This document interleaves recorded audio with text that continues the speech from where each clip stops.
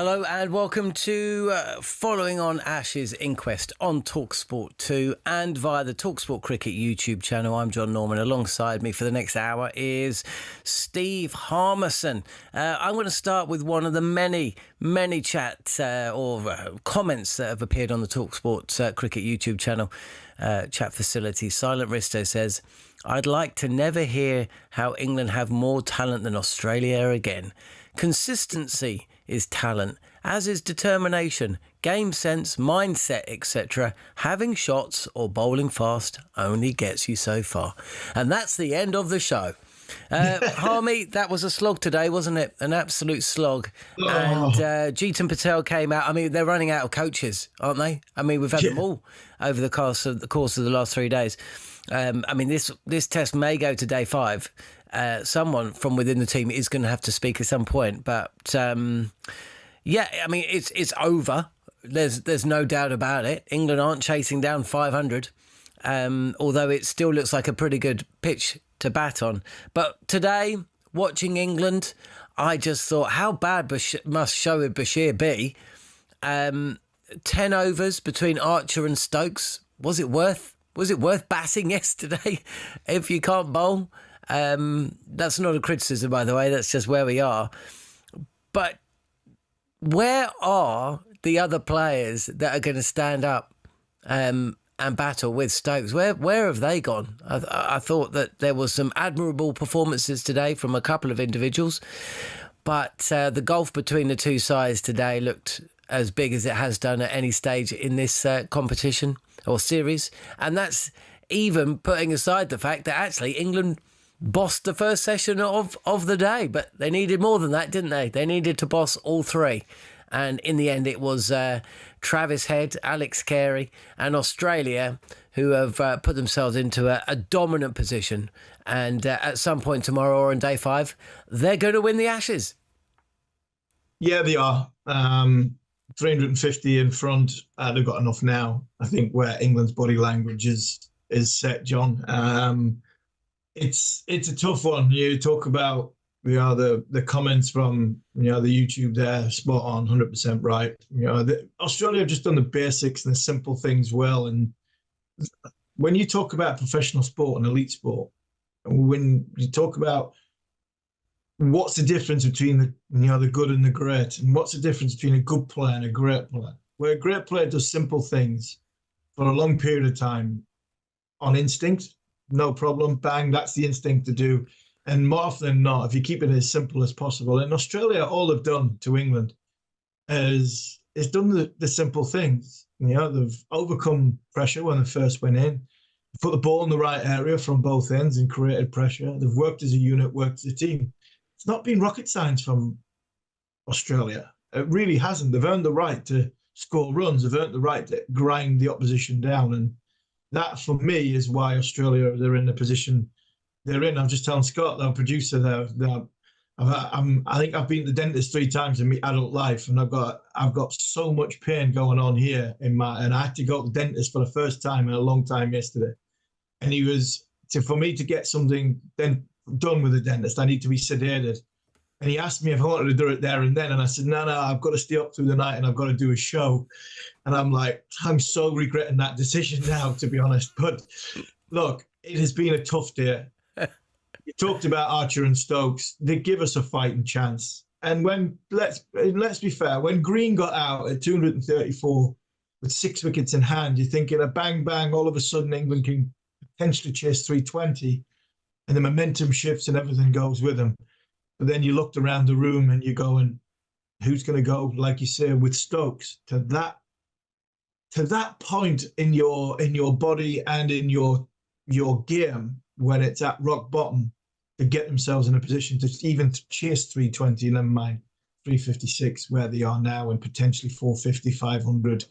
And if I was Australia, if I got to tea time tomorrow and I'm still batting 650 in front, then I'd be 650 in front. I really would. I'd grind England into the dirt and say, right, you come with Bazball, you come, not disrespecting the game, but you come with a different plan, which you thought was this all singing, all dancing, reinventing Test match cricket, Lilac Hill, no Canberra, all that stuff that goes. and you're going to lose the Ashes after 10 days, having to potentially chase 600. We're going to make you lose this game by 400 runs or more. And that's exactly what's going on inside that Australia dressing room, because I know that for a fact, because I've been there. I was in Perth when Ricky Ponting's side in 6-7 after what happened in 05. They made sure that we lost that Ashes in a proper way. I think Pat Cummins was doing the same. I remember it well. I've mentioned it many times. Watching Ricky Ponting walk off the field at the Gabba, he was dismissed for 194 or 196, and he was absolutely furious. And I thought, uh-oh, here we go.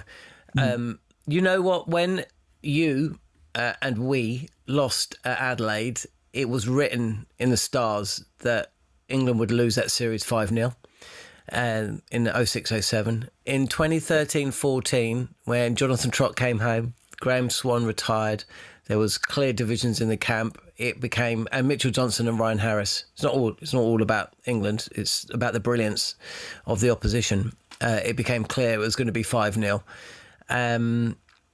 Is this going to be 5-0?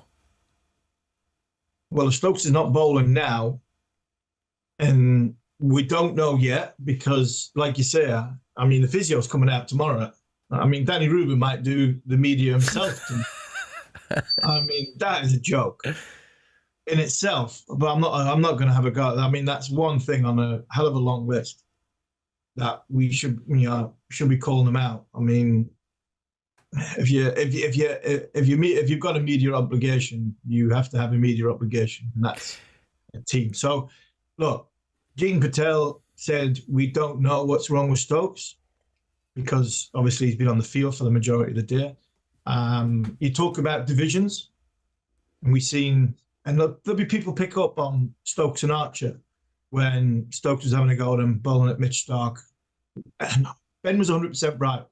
Yeah, as a bowler, you should never, ever set a field for a bad ball because you shouldn't be bowling them. And if you bowl them, you've got a long way between receiving the ball in your hand halfway through your run-up to get to the point of the turn in your run-up to go, right, get back on it, nail that length, nail where I'm trying to bowl, nail where...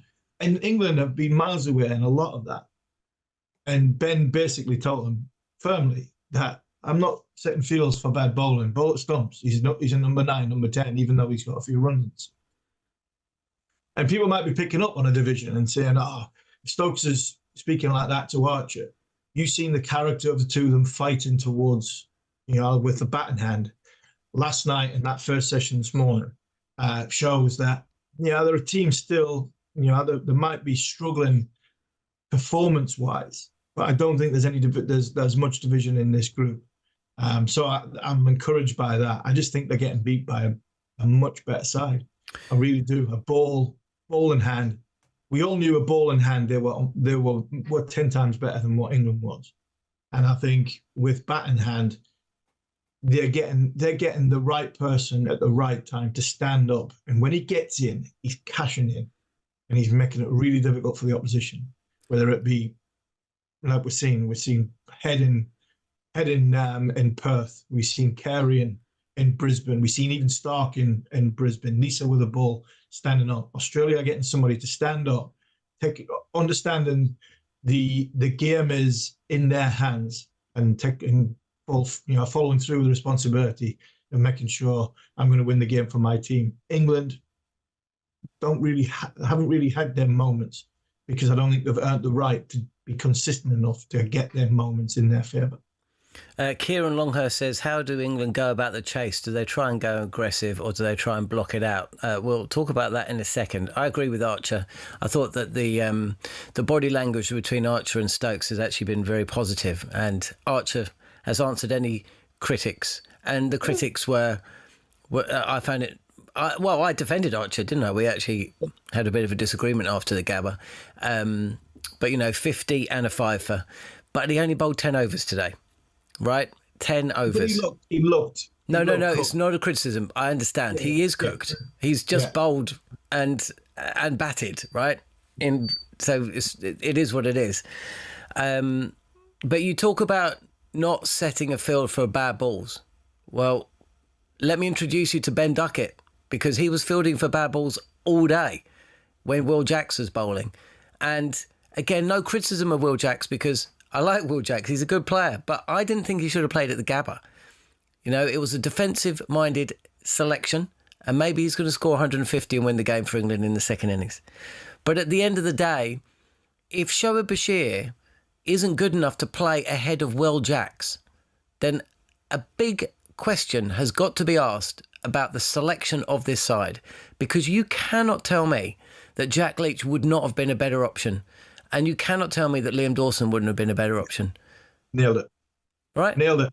Yeah, nailed it. You've got it 100%. I mean, there's a whole load of things in this from the Shoaib Bashir stuff. To highlight Jack's playing second and third Test match, and having a go about, and I don't know for a fact you're not having a go at Jack, no. But the selection of the squad, 16 men, no spare opener, no spare keeper.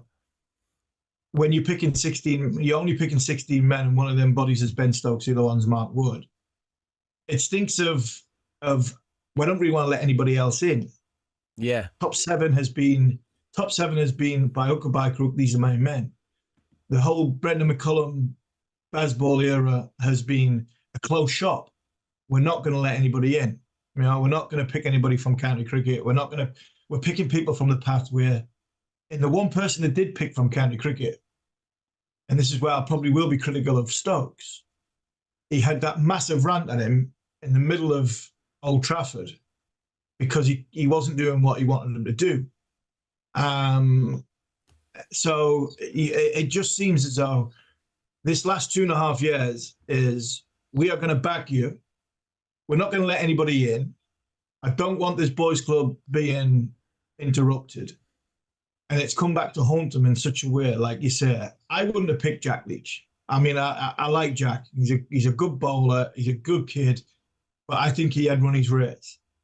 But if you had any ounce, and this is where, and I know it comes down to, I'm trying to choose my words carefully, which is not normally like me, because I went for the selector's job and I had an interview, and I'm not throwing Keezy under the bus or anything like that.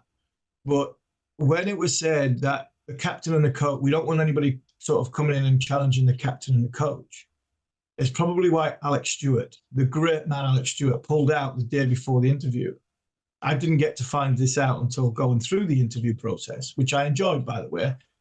And I don't like having a go at them too much. But if the captain and the coach aren't getting questioned and challenged, if you've got any ounce of doubt that Shoaib Bashir might not play in the first, second, or third Test match, you had to take Liam Dawson.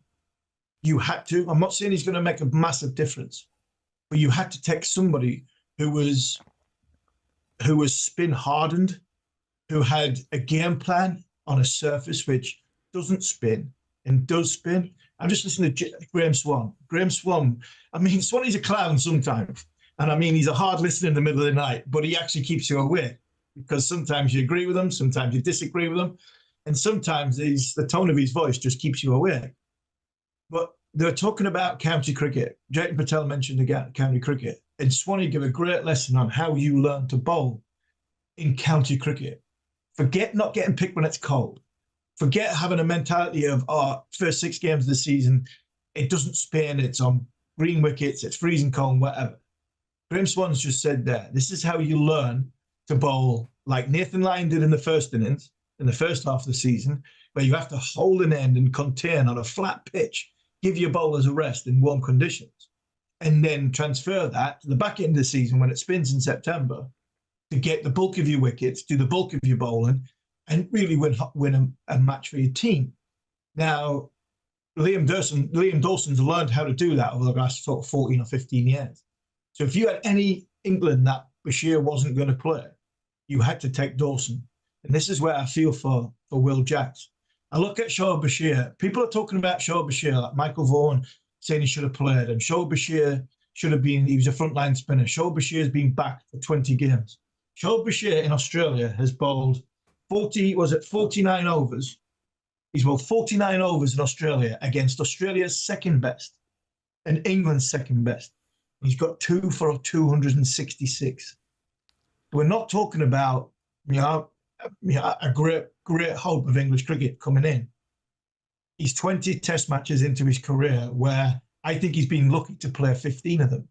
And I'm not having a go at the kid. I just think that's his skill set. So when anybody wants to have a go at Will Jacks, that's my argument, that we've picked him because he bats better than he bowls. We've picked him because we don't back our top 7, because we've gone so far down the road with our top 7. We can't change it. We haven't got the options to change it. We've arguably got a similar option with a bat than we have with our spinner. And we've dug ourselves in a massive hole. In a selection point of view, over the last 3.5 years, we've got no outs. So I think the Will Jacks, performance, selection, and what's happened with the spin department, I just think is another issue that's compounded, where we have gone wrong going into this Ashes series. Toka 5536 said Duckett had a great game chasing bad deliveries. Silent Risto says Brook is a perfect example of Bazball's failure. Unreal on flat decks and against average bowlers. Can't field, makes poor decisions with the bat. Showed his weaknesses by a legit team. I'm not sure I quite go with that. He played. He's scored more centuries overseas than he has in England, and there was an innings in Wellington where nobody else could bat, which was unreal. He also picked up 2 catches today, which I think were pretty good. But yeah, he's not performed to the level that he would have expected or hoped for sure. He said as much himself. Savage 1717 says Australian bowlers look like men compared to English boys. It's so poor and so disappointed. All of this is nonsense. It is all over. You didn't answer the question, Harmy. Is it going to end 5-0 Australia? Yeah. I just can't see. I can't. Having been on the end of a 5-0, having been on the end of a 4-1. The 4-1, we got a Test match win in the last Test match. Shane Warne didn't play. Sydney didn't play in the last 2. We got on the right side of a wicket which suited our bowl, just as suited our bowlers on the 4th. We could expose a 4th innings pitch. We've seen all the sort of cracks on, I think, the Perth pitch when Ben Stokes made his debut. They were just as big. I think Australia sent Andy Bickle out as number 3 to try and nullify the new ball. Andy Caddick bowled brilliantly. It was a tall pitch, hit the deck bowler. And we had, obviously, me, Hoggard and Caddick. England get a game like that, then it might not be 5-0. But at this minute in time, I've seen a weary team walking off. I see Stokes in the fight with the body he's got walking off. Unfortunately, I can't see anything other than Australia grinding England into the dirt, potentially chasing 550 tomorrow and the next day, and then continuing it over Christmas, New Year, 5-0. As a former bowler yourself, do you think Stokes will bowl tomorrow? It's guesswork, but what's your gut feel? And if he doesn't bowl tomorrow, is he going to bowl in Melbourne? It's a hard one for Ben, because this is where the honest conversation needs to happen. If there's ever a conversation that's needed, Ben, we potentially need you for the rest of the series, even though the rest of the series is over.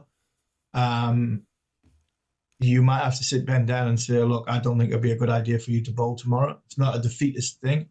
But if you throw the ball first thing tomorrow morning and I think you might have to have 2 plans up your sleeve. If you get Carey and head out in the first 7 overs, then you think, right, Stokes can bowl. England potentially have a go at chasing 400, 420 if they can bowl them out. If after 10 overs, 12 overs, that head's going well and Carey's still in, and Australia are 410 in front with 6 wickets in hand, I think Joe Root or Harry Brook as vice captain potentially has to say to Ben Stokes, "No, mate, we need you as captain for the last 2 Test matches. And the last thing we need is you to bowl some unnecessary overs. You're not giving the game up.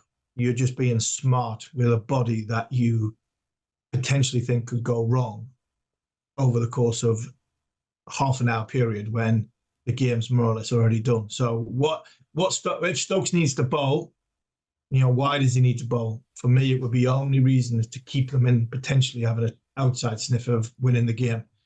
And if that will be dictated to in the first half an hour. After that, you tell him to put his trainers on, which he won't do. But the last thing England need is Stokes to bowl tomorrow when Australia are 500 in front, and him going the hamstring or the groin, or because he's pushing his body to the limit to start with.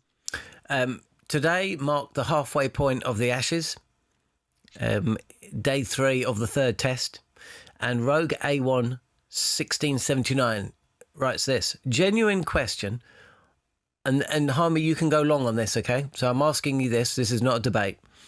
Genuine question, on what was the belief based on that England would at least be competitive in this series? Even if this isn't the best Australian team ever, why was England overestimated? That is a great question. Can you answer it? It is a great question. The things that England have done well overseas, they've shown they can win test matches away. Been to New Zealand, win test matches away. They've been to Pakistan, win test matches away.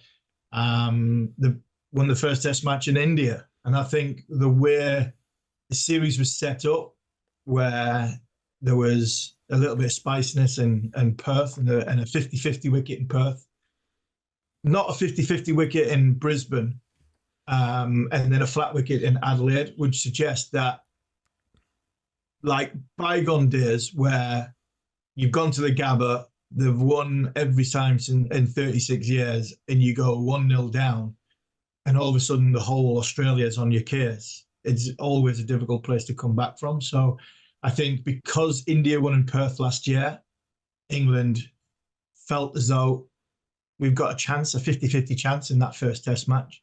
And if we can silence Australia and we can get on, and they're all ifs and buts, and if we can get on top, all of a sudden the team that in the last however many, 30, 40 years that have come out of Australia that have not lost the first test match, Strauss 10-11 when they drew at the Gabba, all of a sudden there's pressure on Australia.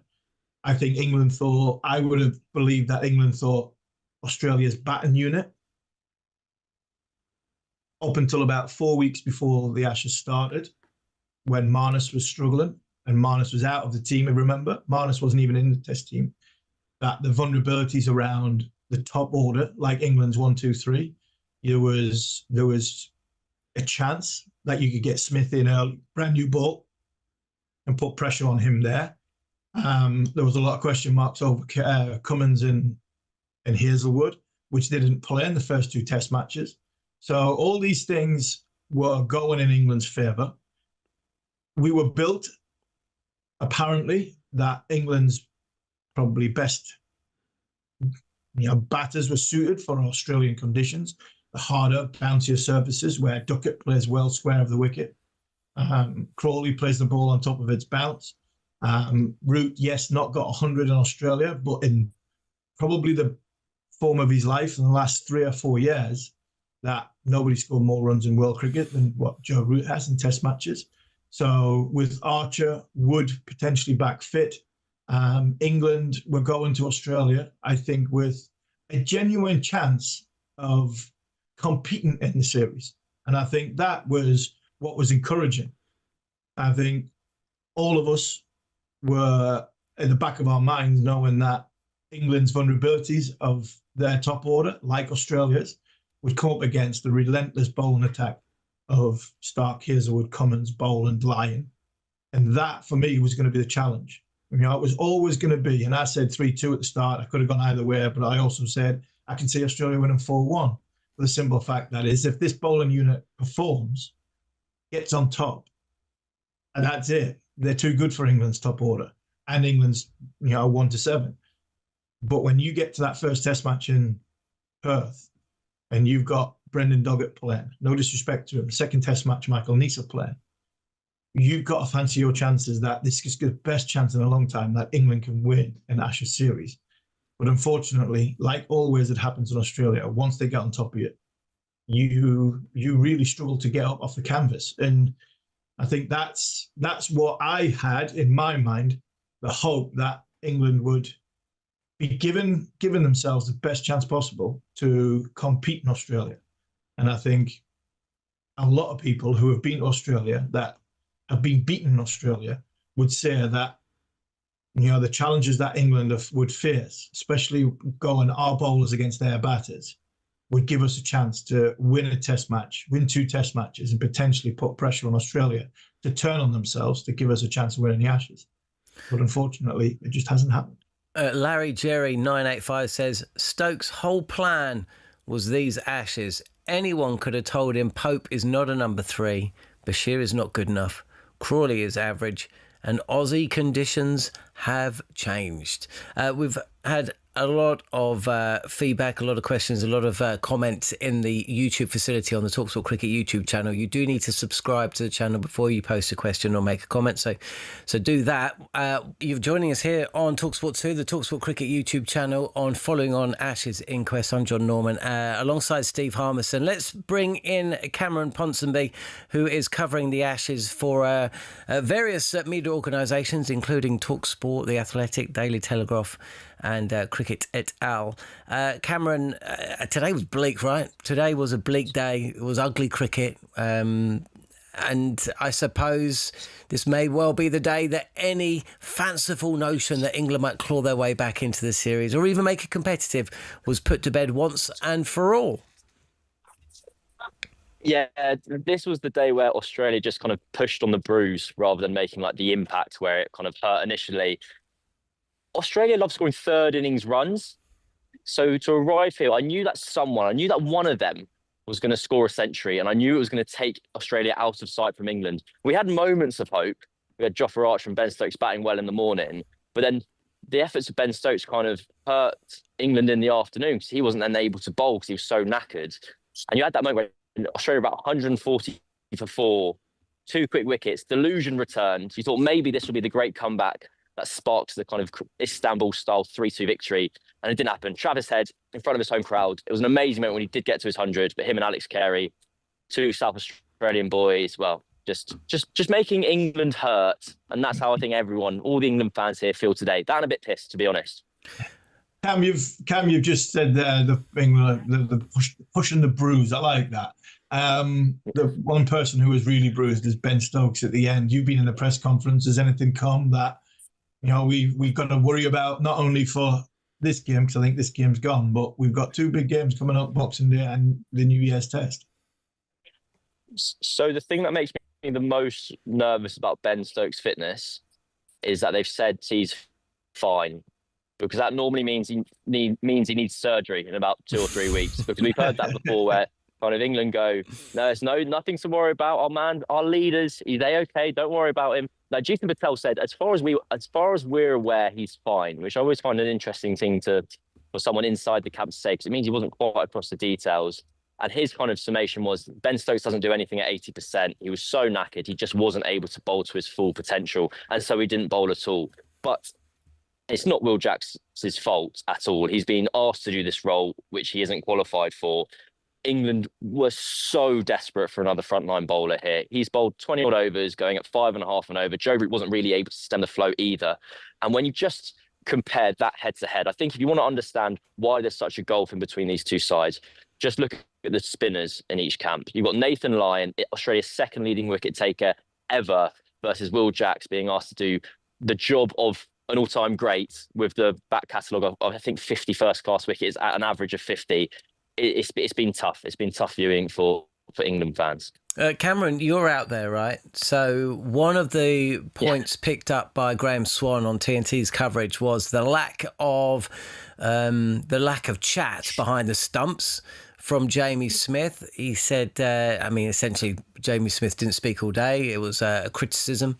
And also about the fact that when you looked at the body language of some of the England cricketers, you've got Joe Root who's running around and, he's got his body language up and everything's still, it's as though the game in the series is still on the line, but he couldn't see that from a lot of the other players. You're there. What about you watching out on the field? Did England look a beaten side today, a knackered side? Or is that just the kind of stuff journalists talk about and it doesn't really matter? I think they've looked knackered since Brisbane, to be honest. It was that day where they bowled 70 overs, I think on day 2 in Brisbane, in the first real hot day of cricket they had, and they looked hooked. And the same things happened kind of here, where Adelaide across days 1 and 2, that was proper Australia. It was like high 30s. Yesterday it tipped over to 40 degrees.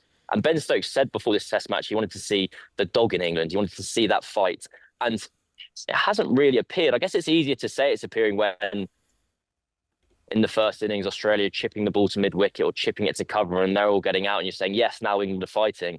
But then over the course of the afternoon, yeah, they looked flat, and I wasn't surprised they looked flat, because it didn't look like they were going to get a wicket ever, and they were hoping that, again, Will Jackson was going to be the man to do it. You're right in highlighting Joe Root and Jamie Smith as 2 examples. Joe Root is kind of one of these guys who kind of tries to artificially inject some enthusiasm. Him and Harry Brooks seem to have this thing where they do cartwheels and handstands at the start of each bowling innings, which, I mean, in the wrong moment, I'm sure it'll get clipped up and be held against them. But I think for now, at least, I kind of view it as 2 guys trying to keep some fun in a quite sad situation, sporting-wise at least.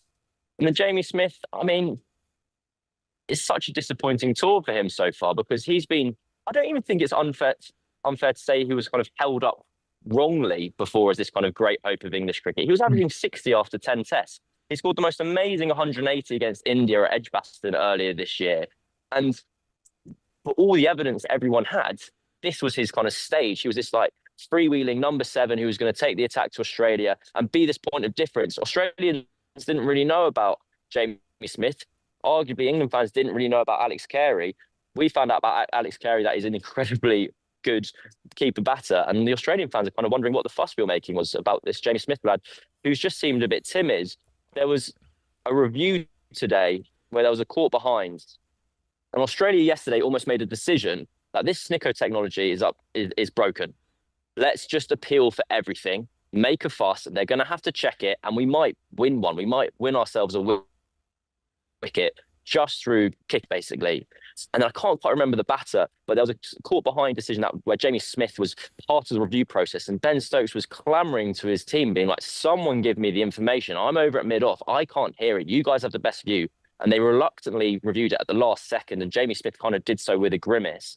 And so, yes, I know it's a bit of a cliche, and Harmy will be able to speak to this better than, well, either me or you, John, but like, whether the wicketkeeper needs to be the heartbeat of the team, and whether they need to be chatty and chirpy and loud to keep things up and about. Because at the moment, that's not something Jamie Smith is doing, but it was never something he was doing. And before, it wasn't a problem when England were doing all right, and now they're not doing all right, it's become a problem.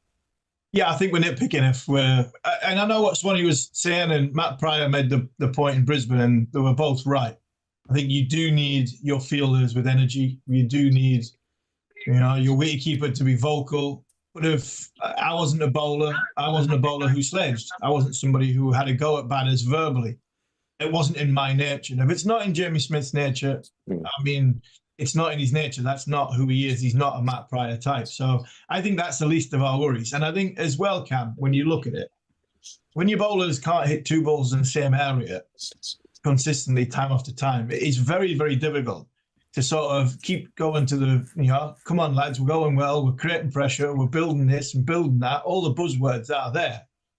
Unfortunately, when you can't hold an end up and then it's leaking at the opposite end, I mean, it must be very, very difficult for Jamie Smith and some of the fielders to give England energy when the ball's gone around the park. I think it's apparently half of Will Jackson's overs today went for more than 6 runs. And we can get in some real statsy stuff. I think I saw a number from Cricket Viz, which was basically, it was the highest percentage of overs that an England bowler has bowled where more than 6 runs have been conceded. There was absolutely no control of the run rate at all. And I always think when I watch kind of professional cricket, the ball goes in areas you expect it to. It's why bowlers are able to bowl to a field where there's only one fielder in front of square on the offside, because they hit the same area of the pitch over and over again. You can control where the batter is going to play their shots. With Will Jacks, unfortunately, again, I want to emphasise it's not his fault. He's been asked to do this. He's getting swept behind square. He's getting cut in front of square on the offside. He's getting hammered down the ground when he does get too full. There's been no opportunity for England to stem this tide of runs. And I don't really know where kind of the good news comes from, because Jofra Archer, he hasn't played 3 tests, let alone 4 tests in a row in ages. Are we going to ask him to go into Melbourne again next week when he's bowled all these overs this week, and he's also been batting? Are we going to ask Ben Stokes to do the same if he can't be bowling, if he couldn't bowl today? Does this mean next week at Melbourne we're going to be Archerless and Stokesless? This is where my mind's going to now. Of like, our best players might not be available, and every day I think it can't get worse. Every day so far it is. It's such a cheery series. Well, this is what you've been warned for the last 6 months, Cam. So they did tell me. You can't say that you're surprised. Look, the reaction from the England cricket fans after that defeat at Perth was as angry as I've ever seen or heard. I've never known anything like it, actually. What now? I mean, Adelaide is, of course, the famous ground where England somehow managed to lose despite hitting 550. I remember what it was like because I was standing on the hill for all 5 days of that, and there was a sense of horror from essentially after the first dismissal on day 5. Is there still anger there, or is everybody now just resigned to what's going on? To be honest, I haven't come across much anger since that kind of second day of Perth, where there was a bit of a shell shocked nature to everyone. You wander around the stands, and in the same way you just said to me, John, you've been warned about this for 6 months. Like, this is what happens when you come out to England. I think the England fans are potentially feel more sorry for the ones at home who have to wake up to it every day rather than living it. Those people out here, they've got a beer in their hand, they're chatting with their mates, they're on an adventure of a lifetime. I think if you come out here to watch England win, it's a risk, and you know the risk you're gonna take. I think Australia have an opportunity to do something quite funny over the next 24 hours, because they can keep batting. They know that England are likely potentially still a bowler down, or not a Ben Stokes not at 100% down tomorrow. They could leave England around 500 to chase in 4 sessions and go, well, you said you chased anything, have a go. What's going to happen here? Because they'll have to go for it. And maybe that will be the final kind of nail in the coffin and the way Australia win this series by taking the 10 wickets. Or it could be the moment that focuses the mind and England come out all guns blazing. You see, we can always get back to the delusional moments, and that there's a chance, there's hope. I mean, Cam, just finally from me, you're in Adelaide. I mean, it hasn't been the greatest of tours, but you're in a great place, aren't you? Oh, you'll never get me complaining about being out here ever. I wanted to do this forever. I wanted to see an Ashes tour away forever. And to be honest, I feel like I'm getting the authentic experience. If we'd won, I'd have felt like this isn't right. I needed us to lose 5-0 just to experience the misery on the pitch, to contrast with the joy off it. So no, I think my message is, don't feel sorry for people out here that they're having a lovely time despite the cricket. Those of you having to wake up and watch it through the dark, yeah, my heart goes out to those guys. Yeah, we're not waking up, mate. We're just staying up. It's absolutely ridiculous. It's awful. I'm more jet lagged than my boss, who's just arrived in Sydney. How's that even fair?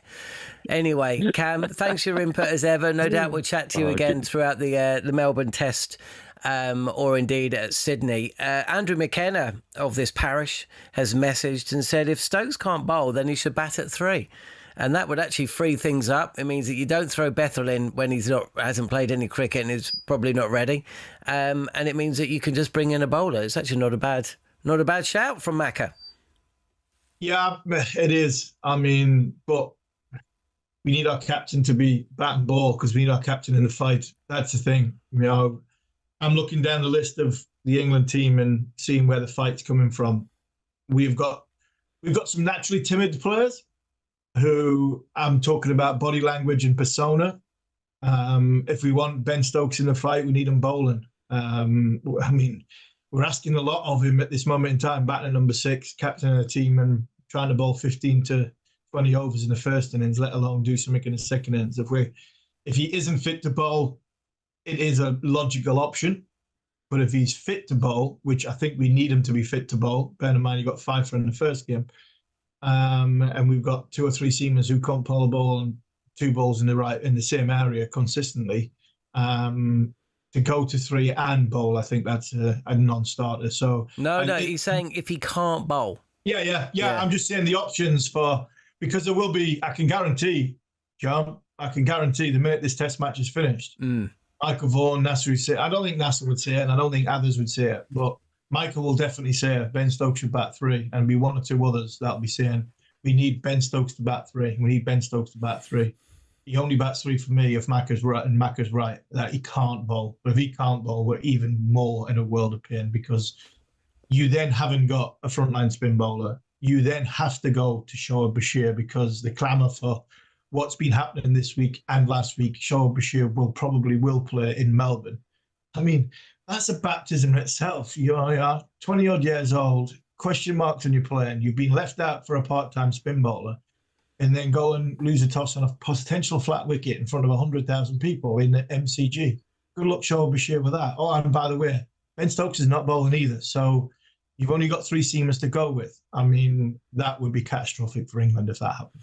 Australia Dearunka 8155 has asked why can't England bowl a negative line to stop runs? I think we've probably covered off why Will Jacks can't do that, but what about the other bowlers? We tried today, and they're still going at 6 and over. I mean, Travis Head today, I don't want to sort of keep going on how badly England have gone, but I mean, you go with a new ball, and you know for a fact, this is the difference between the bowling attacks. You know for a fact you want to pitch it up to Ben Duckett, try and get him playing with a straight bat, hitting the ball back down the ground of a full length will put Ben Duckett in trouble. Mitch Starks got it perfect. I mean, Cummins did it, Doggett did it, Nisa did it perfectly. Now, Travis Head's something similar. If you can get him in and around, you get it full, tight to off stump, getting him to hit you back down the ground, playing with a straight bat, defending with a straight bat, or attacking with the straight bat, then you have a chance of getting him out. But Archer's bowling good over, and then the next over goes for 6 or 7 because the ball on fit stump, short and wide, bang, 4, bang, 4. You know, easy 3 down to third because we haven't got anybody down there because we can't cover all that sort of big open space. And the pressure's released. So England tried to bowl a negative line towards the end of the day there with Bryden Carson, Josh Tongue bowling well outside off stump. But Travis Head he either, when he got tight to off stump, he moved outside leg stump and give himself natural width. Because he said, I don't think you lot can bowl at the stump consistently. And then when they did try and bowl outside off stump and try and do the containing with a 7-2 field, he just walked over and he stood on off stump and said, right, I don't think you can get me out LBW. I don't think you're going to hit my pads. So I'm just going to stand there. And if you're going to go that negative line, I'm going to belt it to the fielder that's on the boundary with a view that if I hit it hard enough, I'll open the blade a little bit more. I'll get past him and I'll get for 4. So England did try and bowl negatively, but we're still going at 6 and over because they didn't really have that control on it, or the control of length more than line. And that is an issue that has been lacking from England for the last 2, possibly 3 test matches. Okay. I think we've got Malcolm Conn has been on the Sports Breakfast with Alan and Jeff and the team for much of the last 3 test matches. He was on again yesterday, I think. I think we can hear him. No, he was on this morning. Oh, it was this morning. I think we can hear him. Yeah, because it kicked me off for him. And I mean, I got a message late last night to say, I think things might not be going well for England. We're going to get Malcolm Conn on. There's any chance you can sort of stand down, because Malcolm is probably more on his high horse and he's longer run up than what you are, and he's better value than you droning on because you've been up all night because you've had enough of England having a bad day. So it'd be interesting to see what Malcolm said this morning. Okay, let's have a listen. It's been a terrific day for the record crowd again who's packed in there. Looking at 200,000 over the 4 days. It should go that long, given that England have dropped a couple of catches. Malcolm, we can talk about a load of quality performances from the Australian team, but have you been impressed with anyone on the England team? Well, Jofra Archer's turned up in this test match, so he's been all right the last few days. He bowled well, got 5 wickets, made 50, which was rather embarrassing for everybody batting above number 10, with the exception of Stokes perhaps. But look, they were terrific in Perth on that first day. I don't know what's happened. I just think that it all fell apart after they got in that winning position in Perth early in the second day and chucked it away, and they just sort of thought, well, we've given it our best shot and that's the best we can do. So it's really disappointing from the way they started. And you got blokes sort of, the Australians bowling can sort of hit a handkerchief and Cast can't hit a tart. So Malcolm, after this one, the two remaining, Sydney and then Melbourne. I've got some friends going to Sydney. Melbourne's a great one. Do you think it'll affect the capacity, the crowd at all, or will the Aussies go and just rub it in?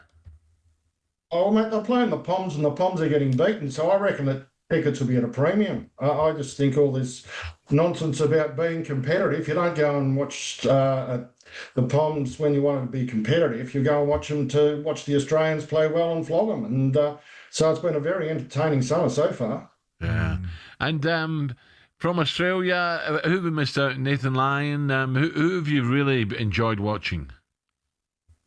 Oh, well, I think you pointed it out before. Travis Head sort of stepped up into that opening position and has really set the game alight. If you think back to the start of the series when Australia had bowlers in doubt and their top order was Messi, and then Khawaja got injured and Head had to go to the top of the order. And if you think at the last Test match when they only had one frontline bowler and still won by 8 wickets, it's been a remarkable performance really for a team that was sort of struggling in the batting and bowling department to actually dominate the series the way they have. Yeah. Malcolm, if you was an England fan, would you want the coach McCullum to step down after this performance? I don't know about step down. I just think reappraisal. And if he's not going to change his ways, well, yes, because it clearly hasn't worked. I mean, Bazball's been great fun, but Travball's been a lot more fun. Yeah. And it just hasn't stood up to scrutiny against top sides. They couldn't beat India at home. They can't beat Australia. So unless you can beat the top sides, you've got to find something else. Malcolm Conn speaking on the Sports Breakfast yesterday. I mean, we're still a day away from the proper post-mortem happening, aren't we? We're still a day away from talking about what changes for the MCG, what changes after this series. But, we might be waiting a day or two, but those questions are already starting to be asked, and they're going to be painful ones. And they need to be asked very, very quickly because there's still a lot of. I still think there's a lot of good talent in this group. I just don't think it's being channeled in the right way. I think Malcolm, as much as it's not nice listening to Malcolm Conn at times, I actually thought he was quite reserved there. I didn't think he was. Agree. I think he was as pommy passion as he normally is. Feel sorry for us. Yeah, I think he's just had enough of sort of looking down his nose at England and thinking, right, it's not worth it now. But I think when you look at it, when he said there, reappraisal, look at how we play. And if McCullum's not going to change his outlook, I still think he brainwashes these players. And I think he brainwashes these players in such a way which, because Brendan's, I don't think Brendan's a coach. I think he's a mentor. Sorry to interrupt, Harmy, but do you not get the feeling that maybe some of that England team have had a moment of clarity? The brainwashing, if that's the right term, has worn off. The about turn, the changes that England have made with the team selection of Jacks over Bashir after, I don't know what the last 3 years has been about, and then suddenly they changed tack. The go slow with bat in hand, admirable and correct though it may be, that completely flies in the face of what this team has always been about, running towards danger and being proactive with the bat. I mean, even the comments after that first Test match when, Stokes seemed to suggest that the manner of the dismissals was the reason England lost that game, to overtly attacking, essentially, but they're not attacking enough. Do you not think that suddenly a few people are waking up and going, actually, we're not sure we quite believe in this anymore? I don't think they're waking up thinking we don't believe this anymore. I think they're waking up, putting their kit on, going out to bat, going against proper bowlers, Test match cricket bowlers, and they're not, and we are potentially not good enough to play that way. So we have to try and find a way. Stokes is finding a way. These are, other than him and Root, they're the only two that have looked like, dealing with the pressure that Australia have put on, and then potentially coming back and putting England in a better place because of the streetwiseness of their bowlers, respecting the lines and lengths the opposition's bowling, and trying to put pressure on in a different way by grinding Australia into their third and fourth spell. I mean, that's not sort of running away from plan A, which has been trying to hit a bowler off its length. You can't hit a bowler off its length. It's consistently putting you under pressure. You sometimes have to absorb it and say, right, I'm going to wait until you get tired, then I'm going to belt you. England haven't even got to that point, other than probably 2 or 3 people. So I think what I mean is that this game plan of being brainwashed by McCullum, I actually don't think because he's not a sort of technical coach and he's more of a mentor.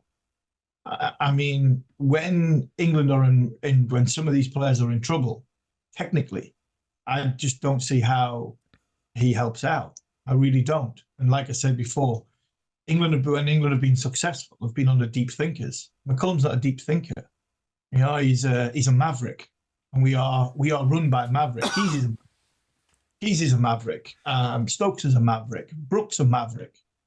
All of a sudden, you've got the one that they're listening to the most is the biggest maverick. Now, are we good enough to play this way? Well, we are, like Malcolm said, against New Zealand and Pakistan and people like that. We're not against India. We're not against Australia, especially in their own back gardens. And I think that is something that needs to be looked at straight away. There will be changes. There will be calls for heads. Stokes, for me, doesn't go anywhere. I'm not going to sit here and call my best mate out in Rob Key, because I think he's done some great things, some really good things for English cricket at the top. And, from where we were when we were in the West Indies, John. Yeah, for sure. I think when it's been a wild ride, Harmy. Yeah, it has. But when we look at the coach, I don't think we've got a coach. I think McCullum would have been a very, very good mentor and a very, very good sort of, not assistant coach, but somebody being around there. But for somebody to keep the wheels on when things aren't going so right, and somebody to keep people grounded, and somebody to respect the game and understand the game. When we're playing against India in India or against India at Australia at home, then I think that's where I think we've fallen short when it comes to the leadership of this team, and the pitfalls of playing very, very tough, challenging test match cricket. There's a whole load of things that can go in with that, which we haven't got time for. We don't. But I think, we've got tomorrow.